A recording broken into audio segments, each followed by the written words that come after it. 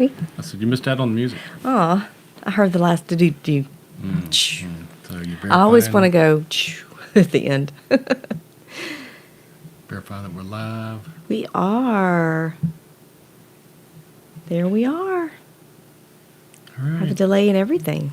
Us and one person. Yeah. Good morning. No. Good afternoon. No, it's middle of the day. It's neither. Well, no. It's noon, so it's All right. afternoon. Well, now it is. Is it 12:01? It is 12 o'clock. All We right. are right on the dot, and not as much dead air and everything on the beginning of this week's recording now, so that'll be a good thing. Yeah, that would be a good thing. Hope everybody had a better week than we did. It's not over. Yeah, it's not over. Mm-hmm. Part of me wants it to be over. Don't say that. We got too cocky last week and started getting all bubbly this time last week, and it went downhill from there. Well, it's just gone up and down and up and down. What were we talking about just before we went live? Remember the fear that you had when you were learning to drive? Yeah, I grew up. I learned how to drive in Kansas. So in Kansas, farm state. So I could get my driver's license at 14, and I could drive to and from school and to and from work at 14. That's scary. So my dad said, "Okay, well, if you're going to drive, you have to be able to drive a stick shift. If you can't drive a stick shift, you can't drive." And so anyway, when he was taking me on driving lessons at 14, my biggest fear, I wasn't really scared of anything else except for how do you stay between the lines. That was it. It was a big fear though. Like I'm really focused on the two lines and how do you stay in between them. And Sometimes it's the simplest of things that paralyzes. Yeah, my dad's words of wisdom were, "You'll just know." Uh-huh. And that was it. Yeah. So I thought that was a humorous story because if you know Michael, he nothing really scares you. And definitely not something as what I would think is as simple as how do I stay between the lines? Because you would laugh at me if I were to say that today. However, sometimes you just never. The fact that I had to teach you how to drive in college. You taught me how to drive a stick. My dad taught me how to drive. And staying between the lines was never a fear of mine, but shifting gears was. So. Clearly. Should have been in the truck there. But I learned, and now I can drive pretty much anything if I wanted to. Yeah. I've driven trucks in Africa, and I've driven lawnmowers, and all kinds of interesting things. Drive, didn't we? Yeah, I did not do anything. You did the teaching. In fact, I think you did it from the truck bed, and you let me sit in the front with her while she was driving. It was a wee little truck. Yeah, it was. I mean, three people could fit in the front seat, but you couldn't shift gears. Well, you could because I did it. Because we were skinny little people then.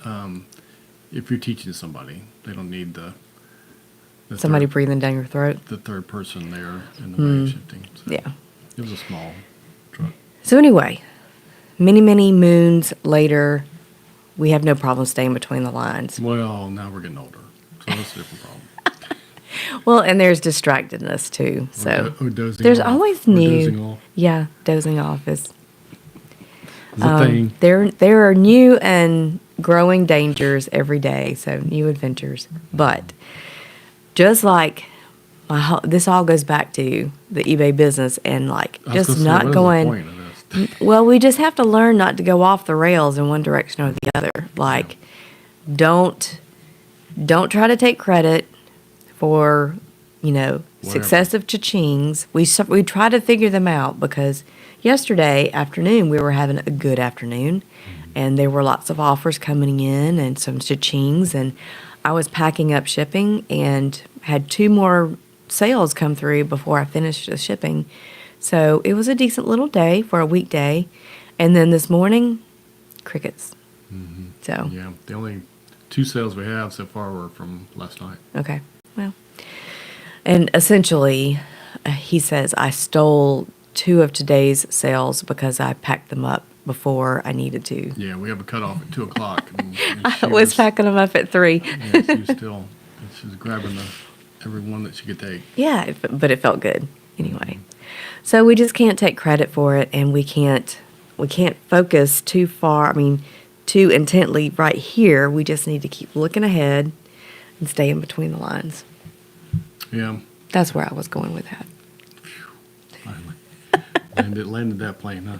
So, one of the things that, for us, a milestone of today is that we are officially over the 1-year mark. Yes. We've been doing this for an entire year.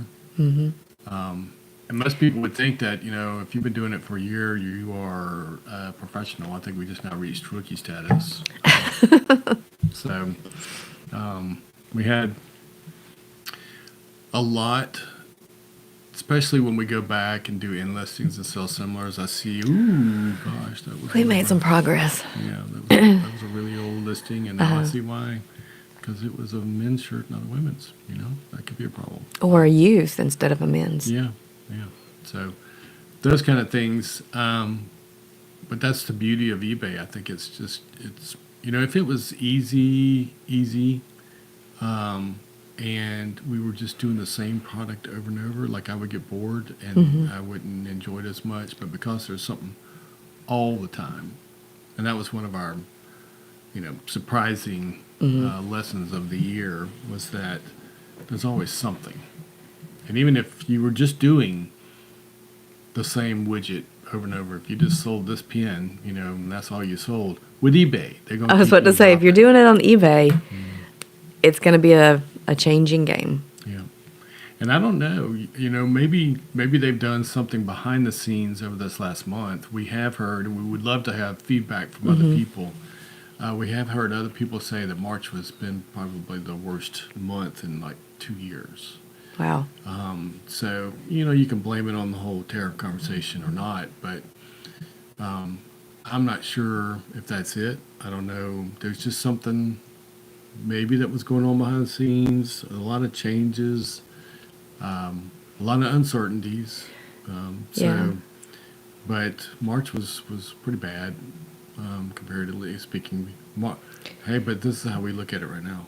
It's way better than last March was. Yeah, because we weren't even in business last March. Yeah.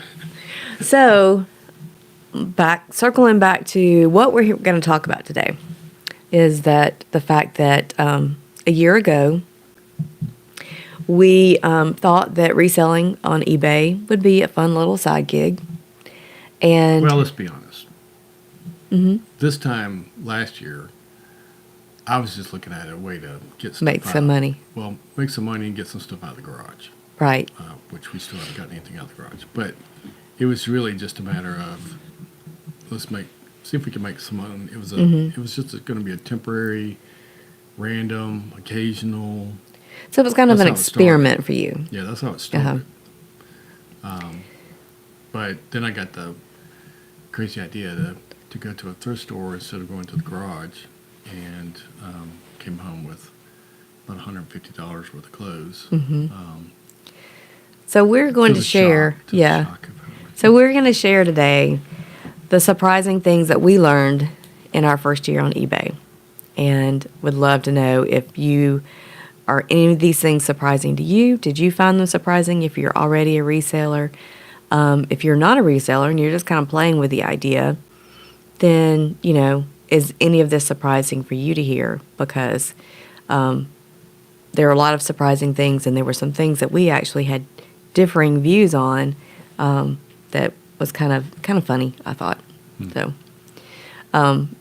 But my question is, because we started this as an experiment, as a way to clear out the garage, because we had been renovating houses for several years and had built up quite the supply of locks and hardware and faucets, all kinds of construction not equipment, but supplies mainly. We did have a lot of equipment because Uh-huh. at one point I had several crews. Uh-huh. And so, I don't have one hammer. I have 15 or 20 of them. But But because I had a fear and some anxieties around shipping, is that the reason why you went and you bought a bunch of shirts? Because that would be simpler to mail and I wouldn't get stressed over that. Is that what motivated you to do that? well, at the time you were pretty deep into the insurance thing, and I hated insurance. It's if you're going to sell something, you got to like really Have a passion for it. passion for it, and I just didn't. I just did it, and so I'd reached a point where, running around trying to talk people into adding insurance or changing your insurance or whatever. I was done with that, and I was like, well, if I need to make some money and I need to solve a problem, Then this is my problem. this is my problem. Okay. And so what I did was I got on YouTube and I started just searching people that were doing stuff on eBay, and I had run across some people that were doing clothes. And for me, I've always bought. Usually, I get my pants from a discount scenario. I wasn't really getting pants from a thrift store, but most of my shirts I was getting there because I'm like, why in the world would I? You've pay done that for years. I've been doing that for a Yeah. long time. So that just made sense to me. And I was very familiar with one particular thrift store. So I was like, hey, let's go check To it out. support them and Because it See is a what- ministry, and so I just, the positive thing about that. And so the example I saw was closed. Now, obviously, I had no idea all the things that you could sell on eBay. And so that was another surprise. And that was another surprise because we had tried to go to a flea market more than once. Paid for a booth, set up, spent the whole Saturday out there, and just barely moved any of Like our. 2 or 3 light fixtures and Yeah. Now, part of that, to be honest, we valued them. I valued them too high because at the time they were really hard to get. And I paid for that, and I bought a bunch when I found them because it was such a hard thing to find at the time. But that had kind of passed. So anyway, that part of that was my fault, but also we kind of have not a love-hate. We enjoyed it. What we need to narrow that down on each side. We didn't like love it and we didn't like hate it. We just enjoyed it. But our time at a flea market was mostly about talking to people.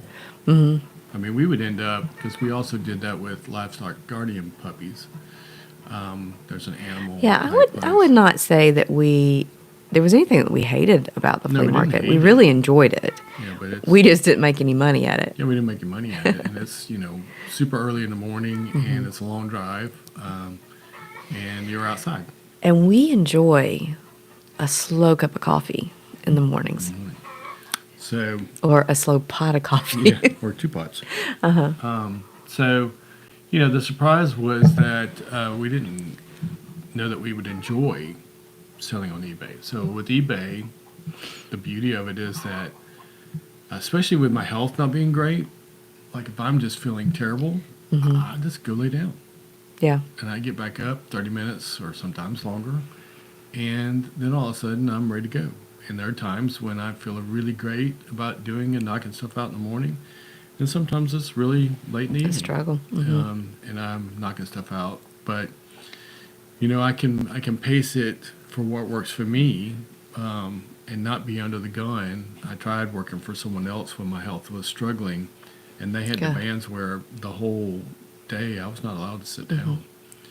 And Here's a realization that I came to this do week because I was working on a video about shipping, and because I've shared plenty of times that made me anxious, so I did a simple tutorial on just shipping eBay 101, and realized that if you are not able to leave your house, like if you don't have a car or if you can't drive, like say someone who's lost their license because of an illness like epilepsy or something like that, where you just have a mild chance that you may have seizures, but you can't get behind the wheel of a car.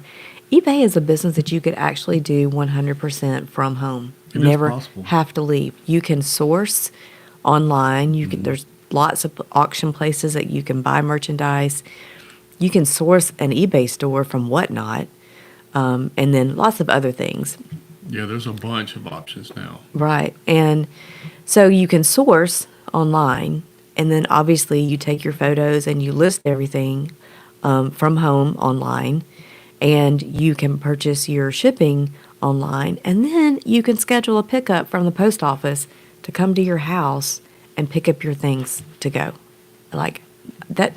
What else could you do from home 100% and It is be possible, and we do Yeah. none of those things because we like Right. getting out. Yeah. So we go outsourcing, and then we like to make sure that the shipping is handled properly. So we're all the way up to the checkout and making sure they're checking out properly and scanning and everything.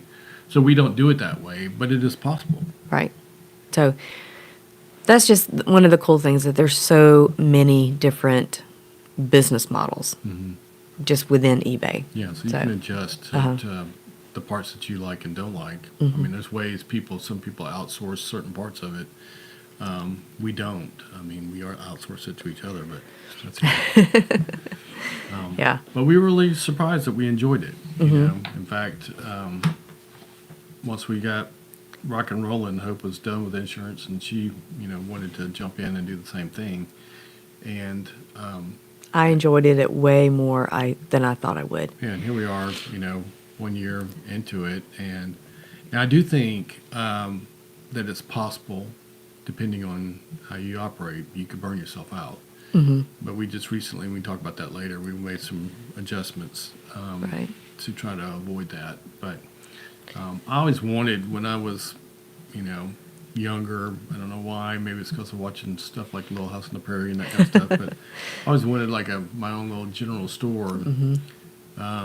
And this is about the closest thing I think I'll ever get to it, because it's so hard to do a general store now because A, competition of the big box stores, but B, just overhead. Yeah. And then you got the whole deal of you got to be there certain hours, and So you have to have employees. yeah, so all that, Yeah. this is our little store. So yeah, it is the modern day general store or boutique, depending on what you're selling. So Yeah. So, she mentioned earlier, she thought it was going to be a lot harder. I actually thought it was going to be a lot easier.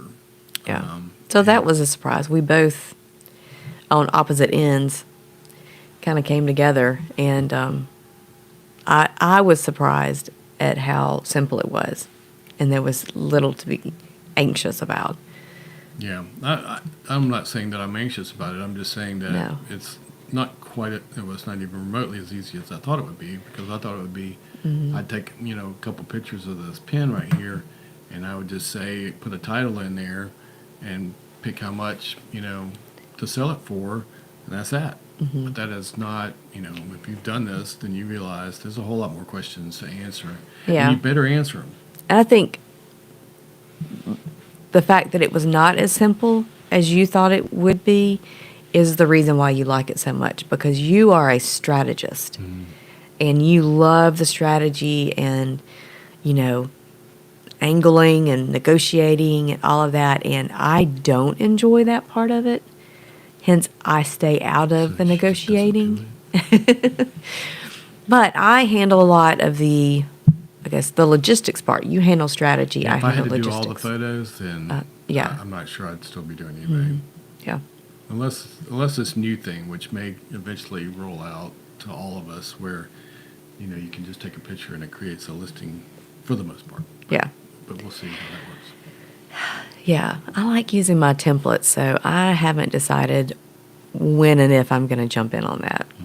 We do need to play with it. Yeah. But it is constantly changing. eBay, It's never boring. and you refresh your website, and all of a sudden you're like, huh, what in the world? What's that new button? You know, what is Where did this come from? You know, so We work in two different rooms. And so he's constantly saying, come around the corner. Have you seen this button here before? yeah, what does this do now? You know? Uh-huh. So that makes it interesting, though. And I think because I enjoy the hunt, you know, when we're out sourcing that part, you know, the sad thing is I only do that for about half a day, once a week. Maybe half a day. And so I have to do all the other things so I can go sourcing. You do it. So what used to be Sunday evening sickness has like definitely It switched to gone away because now it's Sunday evening anticipation because you love to go out and go sourcing on Monday I'm morning. like, okay, where are we going to go? And What? which house we're going to hit first? He and- starts hitting me up Sunday evening. So what's the plan? Where are we going? Which What is- are we looking for? which is part of the deal that keeps it not monotonous because seems like every Monday.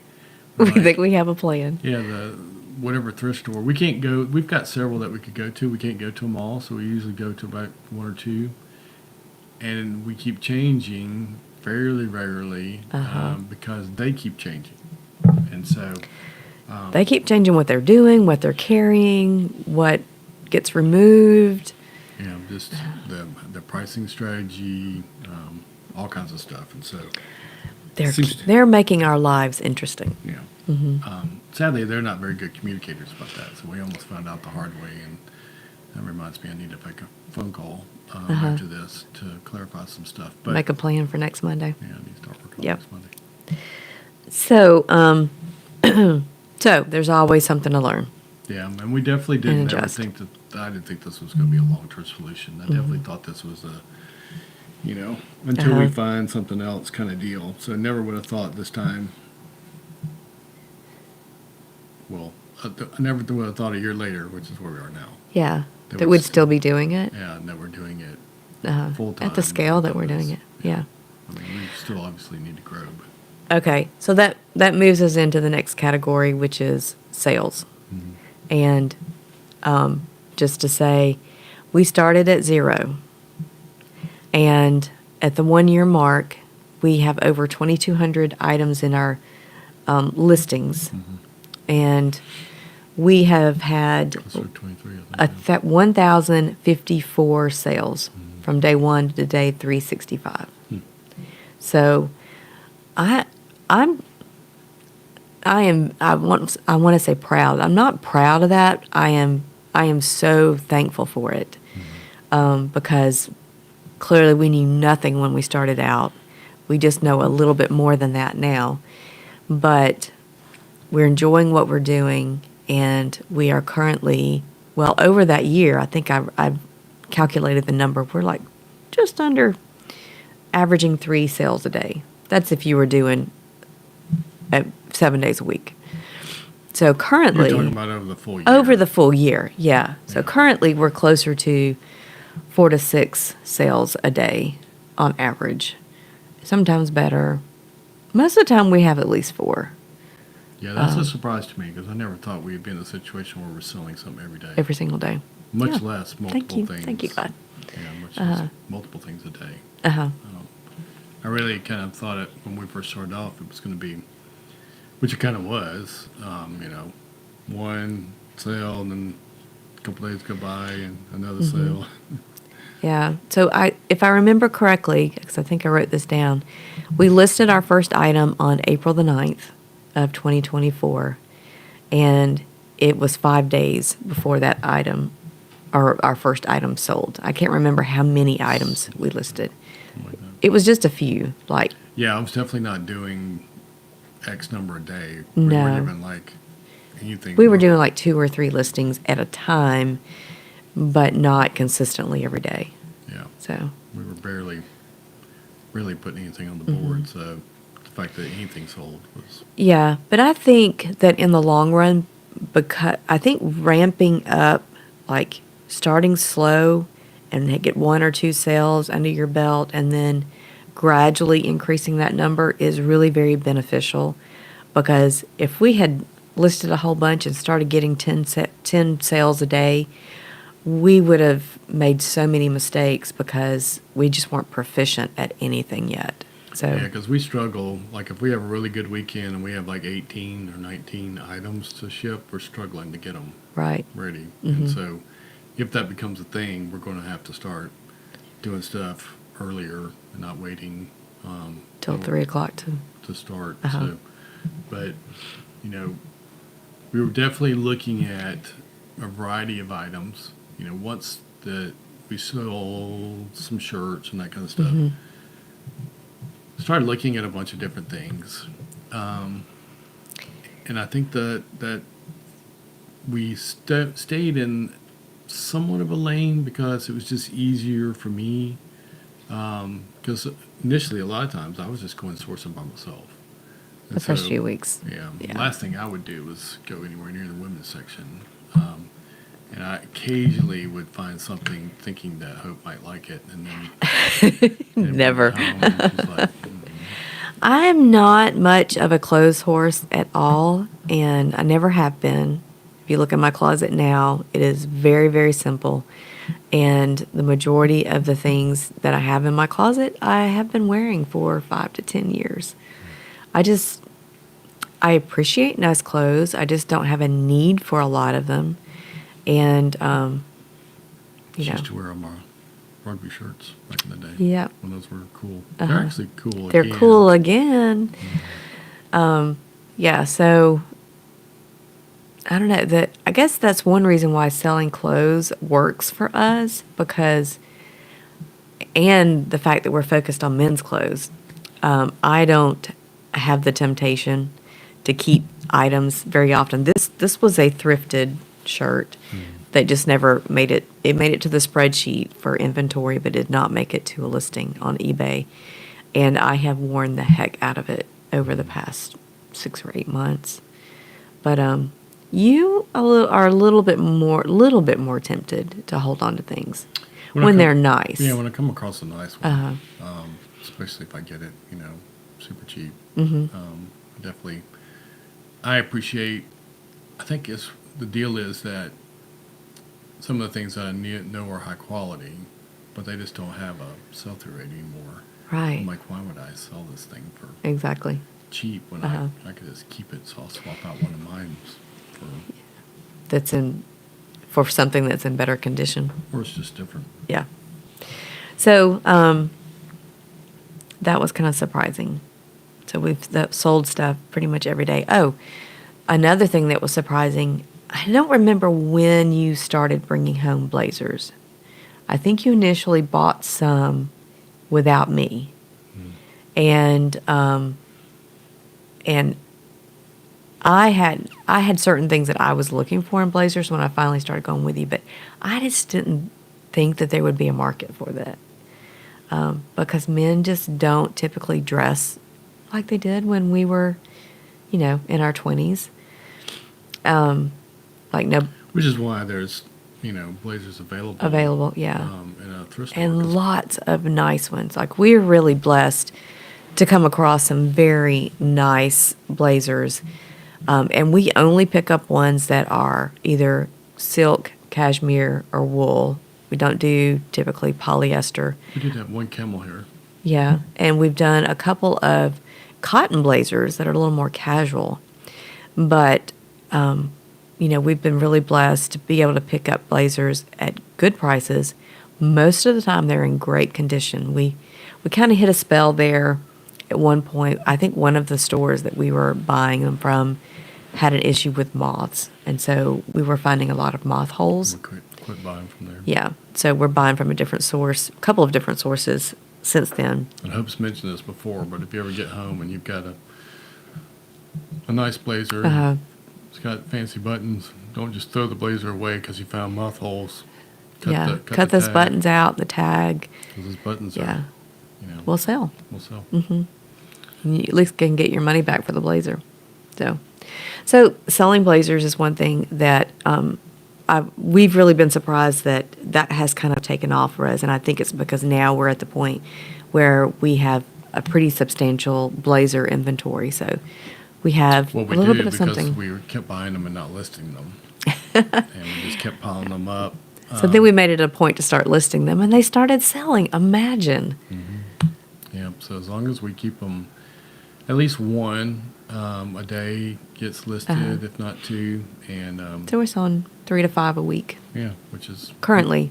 pretty big deal. Now that may go down. Right now we have Easter ahead of us, Yeah. and we have it's wedding season coming up and graduation. So there's several different kind of like special occasion. Probably won't so many in the summer. But No, I don't think so. But we'll see. yeah. So the other surprising one was, and there was a period of time when we could find some pretty decent jeans. Oh, yeah. Just for a period of time. It didn't Very last, short. It didn't last very long. So somebody's snatching all the jeans way before we were getting them, and we haven't been able to get them still. I think somebody else discovered that when you're reselling jeans, they're easy to resell Yeah, because she likes to process jeans. people don't expect perfection. Like, there's a little stain or something. It's not a huge a deal. Well, it used to be that way. Yeah, it used to be. That may be changing.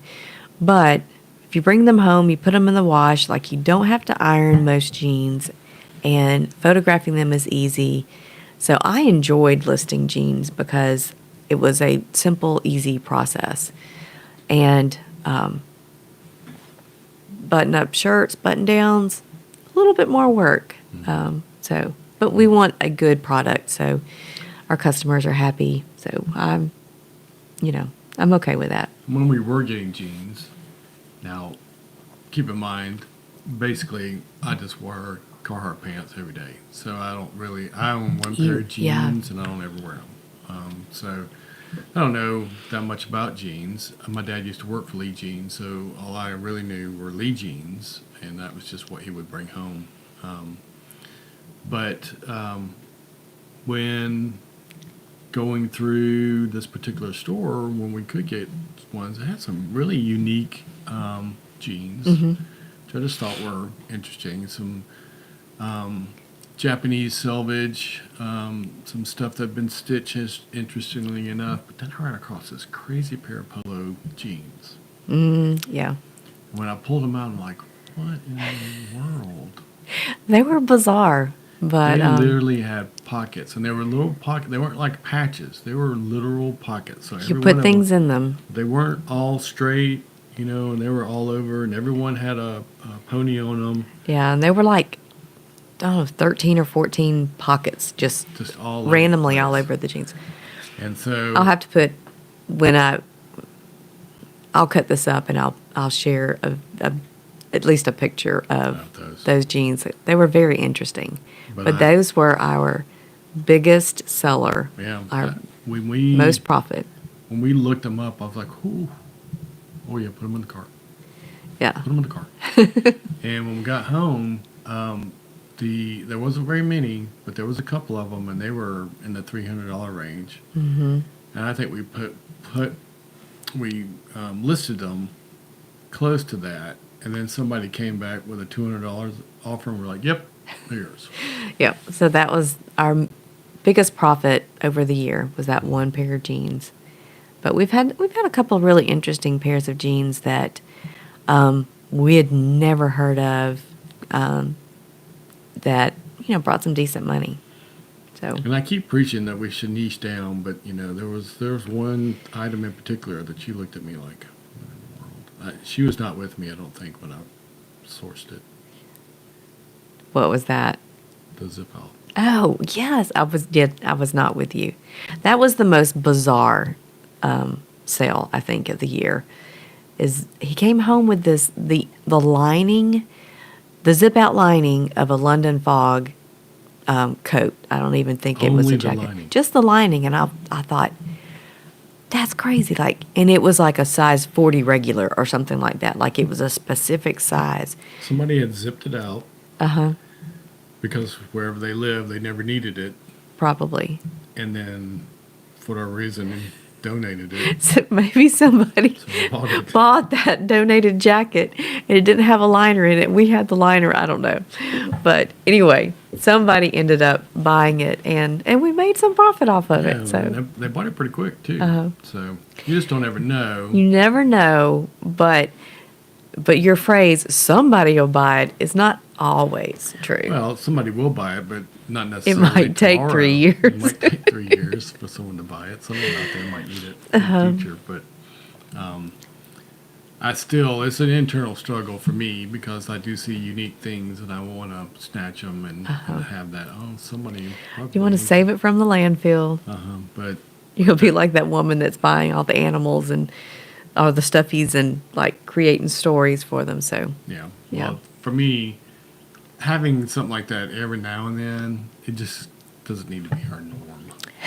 So, but it's sold. yeah. So here's another thing that surprised me. I guess because we've just never really known any resellers to have formed an opinion. Yeah, we didn't have an opinion before. So, but the perception of what resellers do, like I've heard a lot of people get really worked up about the fact that a lot of resellers are going into thrift stores and buying items that they're turning around and reselling. And so what are your thoughts on that? Well, we have a relative that does something that we never could really understand. It's probably And- exactly what we're doing. and never explained to us. We never ask. And it's probably exactly what we're doing because even now, it's not like we go around telling people that No. we're resellers. You know, either they find out because they've seen a video or they, are just asking, but very few people are asking. Uh-huh. And so it's not like you're going to go to church and brag about. No, but we have had some family members find our store and buy something and then realize it was us. So I'm not sure how they knew, but I think that I was surprised and caught off guard when I saw how some people, when you're at a thrift store, how they can get all bowed up. And if anybody's interested in this, I watched a ton of videos on the downside of American consumerism and how this stuff doesn't just end up in our landfill. no. This stuff gets shipped to Africa and different places like that, and they have mountains of our clothes. And I'm not exaggerating. It's not buried in some landfill because this stuff is not made out of 100% cotton and all this fast fashion junk is piled to many hills out in the desert, just piled because they can't even deal with all the excess. So for some people, they really don't understand even how the thrift store is not there to sell a homeless guy A cheap pair of jeans. a cheap pair of jeans. He's No. not coming in there to buy anything.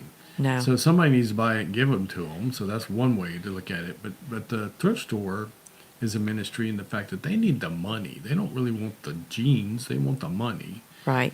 to do whatever They it want the is. money for the ministry. Whatever the ministry is. So a reseller comes in, And buys a bunch of stuff. They're buys a fired up. bunch, moves that inventory, provides money, and they're able to do what they need to do in the ministry. So I think there's an education that needs to go in. Right. And I do believe that several people have done some really good videos out there, and if anybody's interested, just ask us in the comments, and I can post some of those. But it was very educational for me. I didn't know but About all of the waste. all of the waste that ends Right. up in foreign countries. Yeah. You know, Well, and here's the other thing too. Because we've been listing clothes for a year, we buy a lot of clothes that are made in Bangladesh, Mexico, Vietnam. Those are the three major countries that I see in listings that I'm creating. It's very rare that I find, but I do find, especially in vintage stuff, find things that are made in USA. And when we can have those quality items purchased and repurchased and kept it in the economy and out of a landfill, as opposed to buying something that is dumped on the American economy that was sewn together in a sweatshop someplace, which is more valuable. Yeah, well, there's so much to say about in the tariffs. That's part of the tariffs is to bring some of that stuff back. Right. When my dad worked for Lee Blue Jeans, which is part of Vanity Fair, Uh, they were making all of those in America. And I used to go to plants with my dad in various places, and several here in Alabama that were making jeans and shirts and everything else here. And we lost all that, so hopefully we'll start doing those again, because those were back then. A lot of those things, Brooks Brothers being a good example.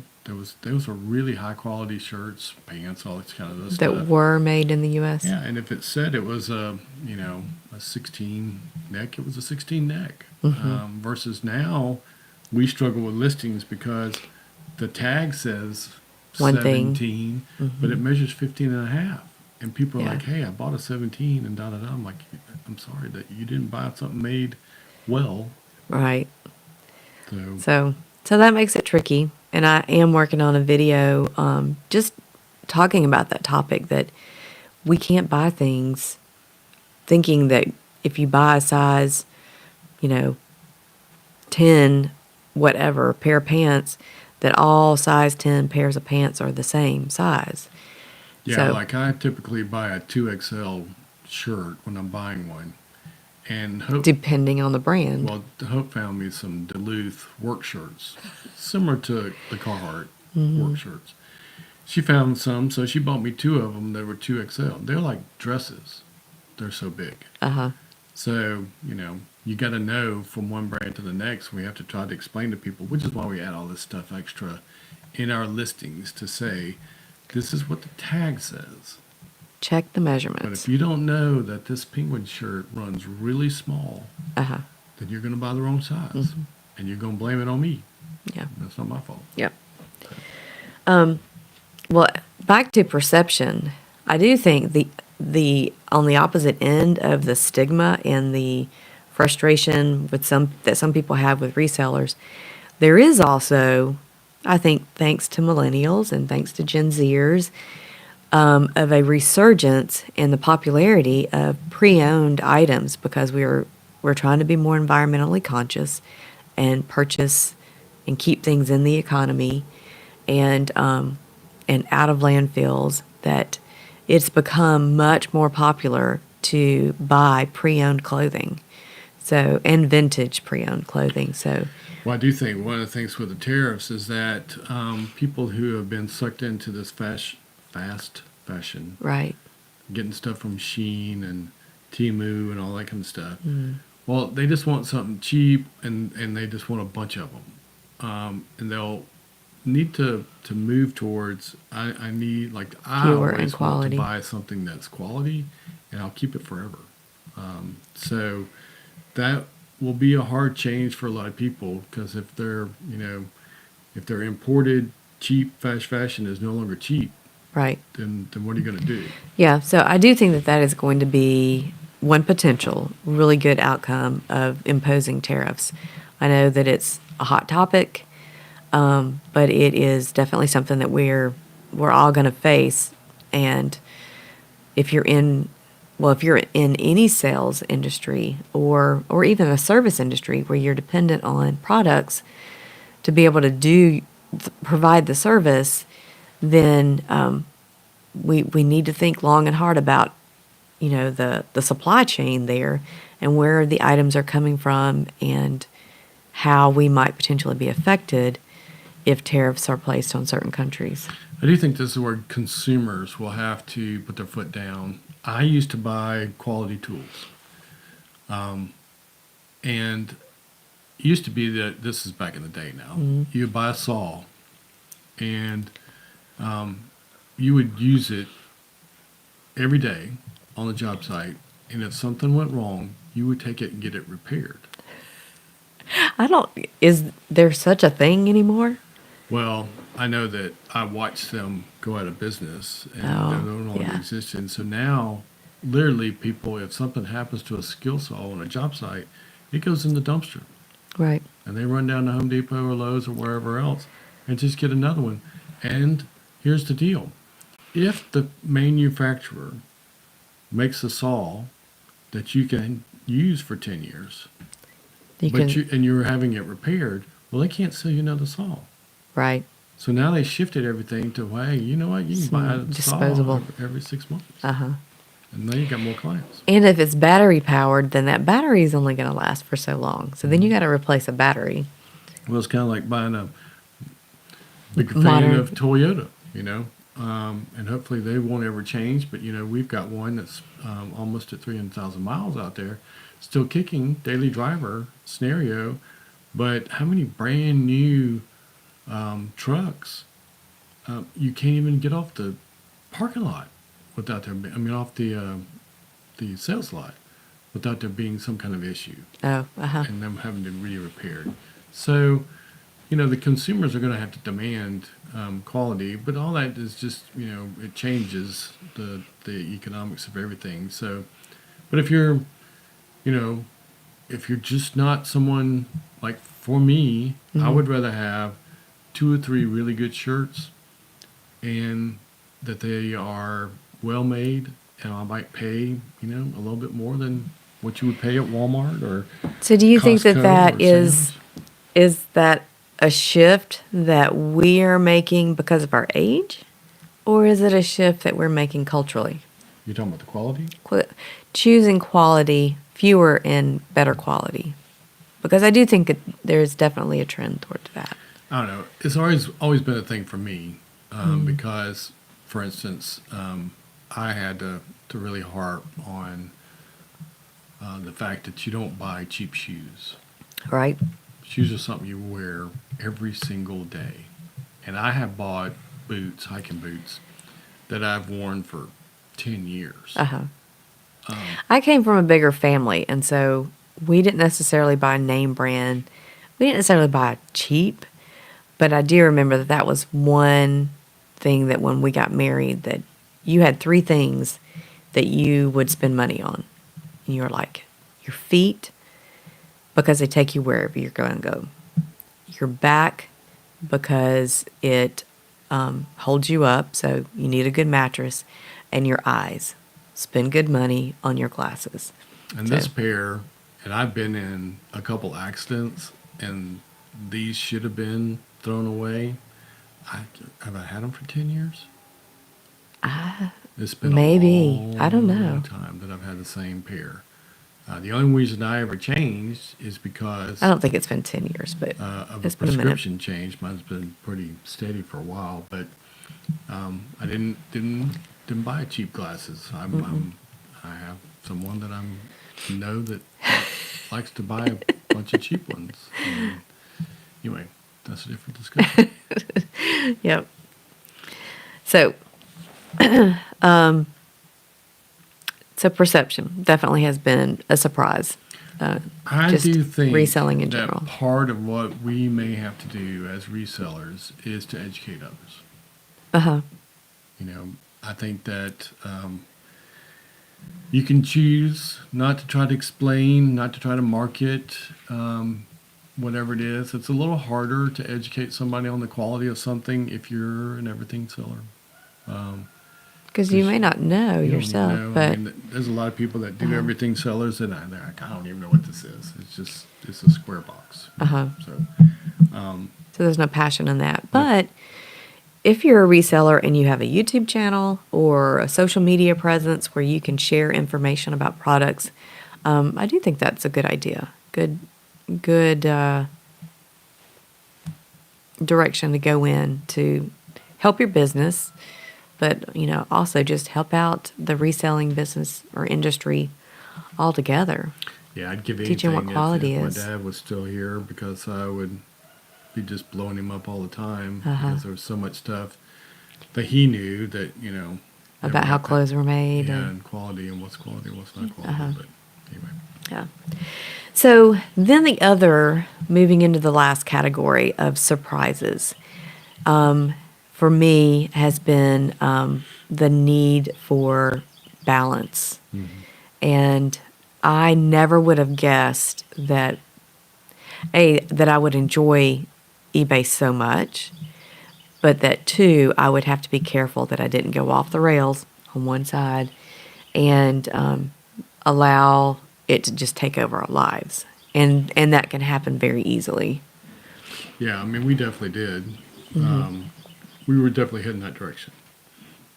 You know,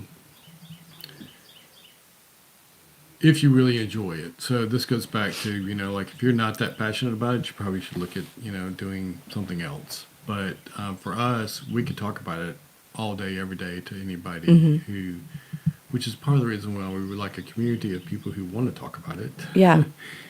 Because we need that. We do need that, but you know, we can get to the point where we're doing it all day, all night, 7 days a week, and that's not. There's no balance. There's no quality of life in that, and so we operate a little different than some people. Some people would prefer to let me do all these things during this time period, get it done, so then I don't have to do any more till tomorrow.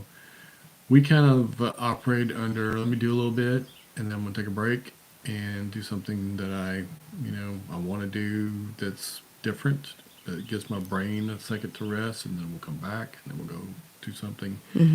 And so we might spread it out a little bit more throughout the day, but we're still going to have to be, because this is how long time ago, when I first started my framing business, we worked nonstop.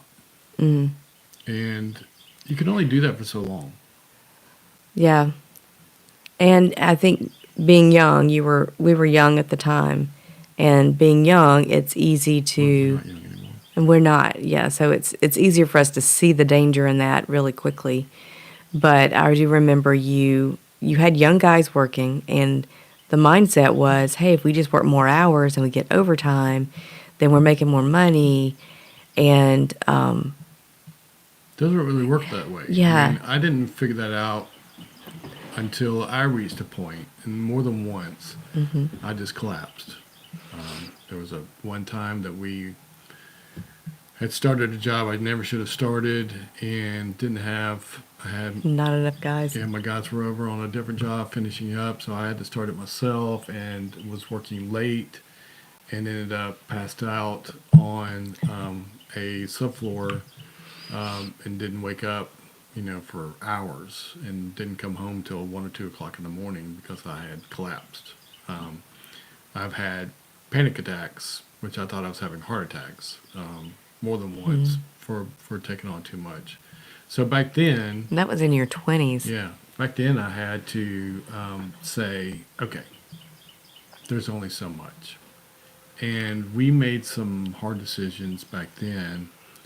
One of them was to shut down a little early on Wednesdays so we could so as a family, we could go to Wednesday night church. Well, we were trying to put priorities in place and not allow, just like with eBay, not allow the business to destroy our church life. We tried to, I was working just about every Saturday, and to be honest, unless you're going to work a full day, drive to a job site, work a full day, you're wasting your time to go do half days. So Saturdays, none of us, to be honest, were super motivated to do a full day. We were at best doing 3/4 days. No. And I think also at that time you were doing a job where there was a schedule that you were supposed to meet. And so there was so much work that needed to get done by the end of the week. So by working on Saturday, you thought that you were accomplishing, staying better on track. But what happened? And then there was one other day, which was on Fridays, on payday, back in the day when you handed out checks. Paper checks. And people needed to run to the bank. 2 o'clock was the magic hour. So people wanted, I refused to give checks out before 2 o'clock on Friday. But Because you would lose them. Well, I would lose them, but also we had this scenario of when our deposit got in and it got cleared, and when they could do their deposit, and it not because a lot of stuff happened on Fridays. Yeah, a lot of issue of timing. So I would wait till 2, but the number of people that would want to go take a break at 2 to go put their check in the bank and then just wouldn't come back. Right. So plus the people, if you worked late, then the banks would be closed. So there was no electronic anything.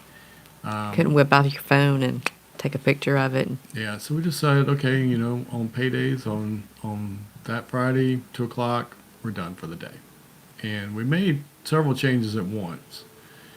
What we didn't expect from it was that over time, I mean, some people were complaining because they weren't getting nearly as much overtime. But then they started enjoying having time with their family on the weekends. And so over time, they would come in on Mondays fired up, excited. We got a whole lot more done because we were rested. We weren't having knockdown, drag-out fights and all that kind of stuff on the job site. If you've never been part of a framing crew. So you went from working 5.5, because Well, Saturday was a half more day. than 5.5 because we were working long days. Okay. So- But in general, you were working 5.5 days a week. And then you cut back a half day, but by cutting off early on Those 2 Wednesday days, and Friday. Plus the Saturday we eliminated. So you went from 5.5 to 4.5 days, But some of them were longer hours than others. So. but you yes, started accomplishing more Yes, and not paying a ton in. overtime Because I was paying time and a half for for sluggish for people work. who were not motivated Yeah. to be there. So, plus we ran into a situation where, because Saturdays were not mandatory for anybody, but when you're doing a framing job, you need X number of people to show up. So if only 3 people show up, It's kind of hard to it's kind of accomplish hard to do anything. the things that because we were doing big houses back then. So, So what we're doing currently is we're trying to apply that same principle to the work that we're doing and now. you have to be careful because if you watch all the gurus on television, Yeah. YouTube, you'll see people, they're growing and growing and growing, but what they're really not telling you is talking about the growing pains. Now we got to have a bigger warehouse. Now we have to farm out this part of because you can only do so much. And so when you do add bigger buildings, more employees, then you have to do more volume to cover that because that's coming out of your pocket. And then it becomes 7 days a week. 12, So that you can 14 keep them paid and all those bills paid. Yeah, so, it's a whole separate conversation on right-sizing your business and being careful not to go further than you want to go. Well, I think it's important too, though, to say right size for us may not be what right size is for you. Yeah. I just personally do not have a desire to have employees. Now, I would love to be able to bring someone alongside us to teach them what we're doing, and really view that as an investment in them. Yeah, To ministry. a ministry. Because I've had friends that I've They need something. Before this, when I was Yeah. doing construction, I was like, I don't know how to help this guy. Now I do. Yeah. So, yeah, I had never really thought about that eBay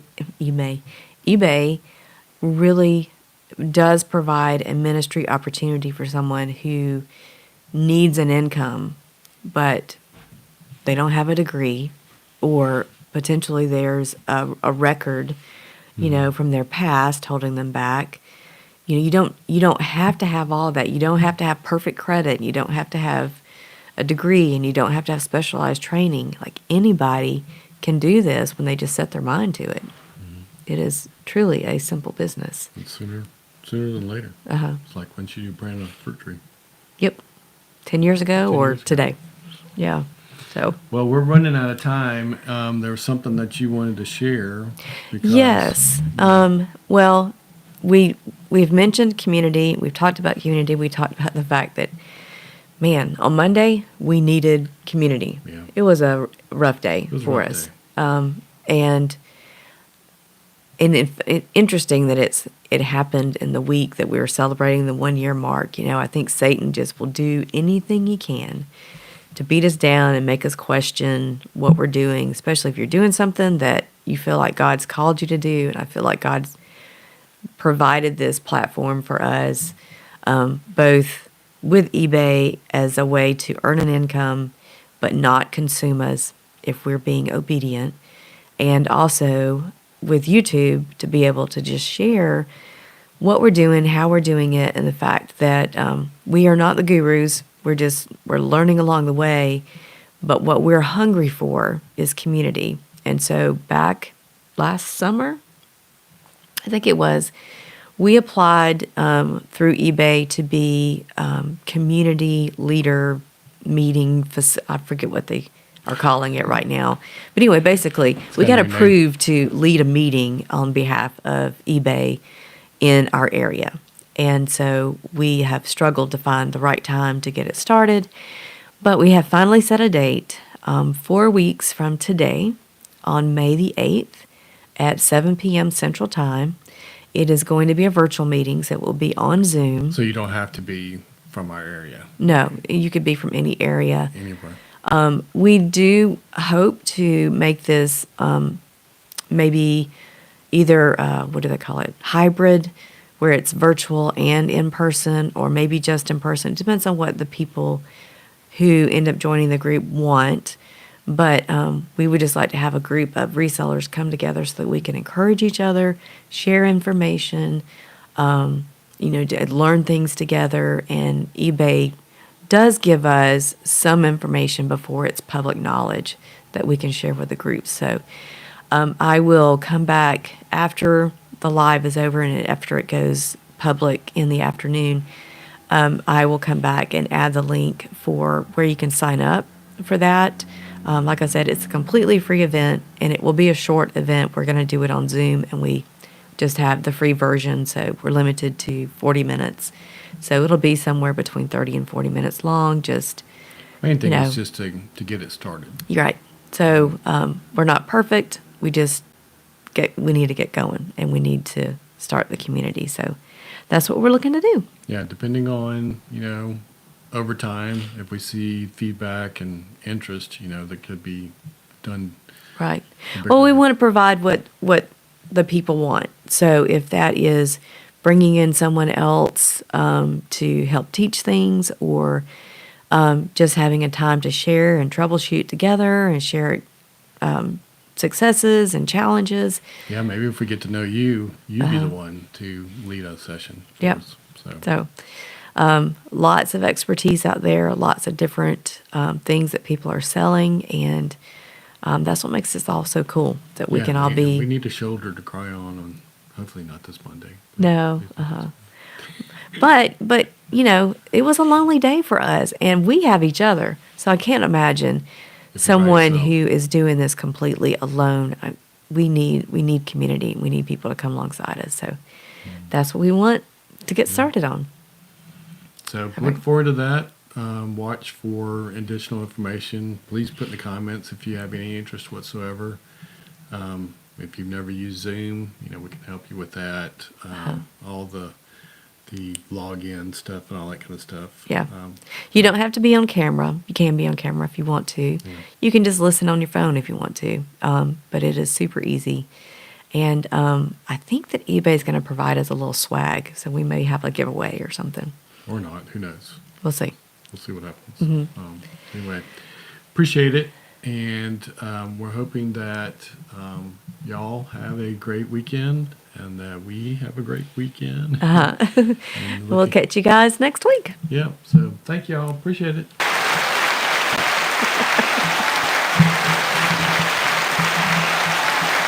No, really, thank you.